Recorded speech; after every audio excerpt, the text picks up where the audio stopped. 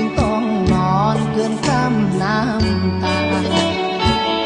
หากน้องมาดน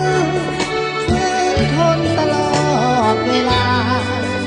คนจนน้องเหมือนนี่นาหากเจ้าหนักหนาแต่ข้าบ่มีอยากพาหัวใจสามใบให้เป็นสอง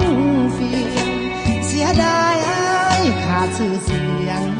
ขาดผู้เคียงห่วมเฮียงสีเป็นเต่าล้านนาอยู่นอกสายตาของคนผู้ดีหากเจ้ามาสู้หน้าตาปีแต่ถูกย่ำดีด้วยน้ำตาเขาโซหน้าตาแต่ว่าอ้ายโซเกือบขาดหากนี้บ่มีอำนาจเพราะขาดทรัพย์สินเงินทองมีแต่หัวใจและหักจริงจะมอบให้น้องจะคุ้มครองและจะปกป้องสู้เพื่อน้องให้เจ้าสมหวังอยากพาไฟแดงแสงเขียวผู้ชายคนนั้นได้แต่คำควรลำพาน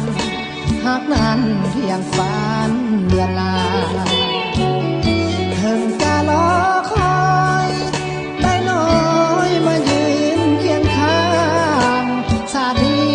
คงเพียงครึ่งทางเพราะว่านางแต่งงานไปแล้ว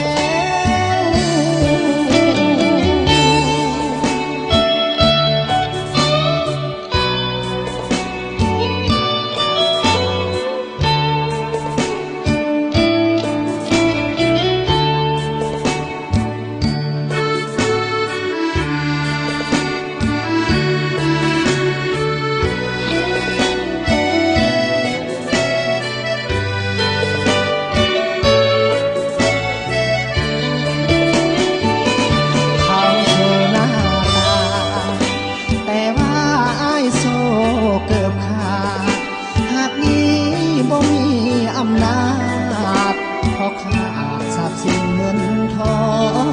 งมีแต่หัวใจ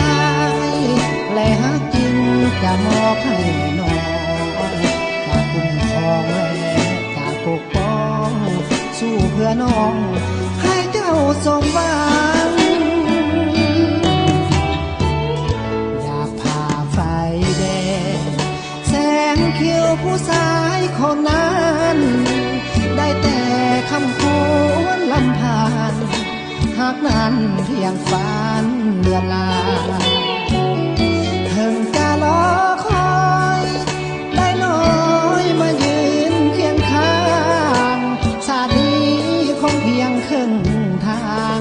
เพราะว่านางแต่งงานไปแล้ว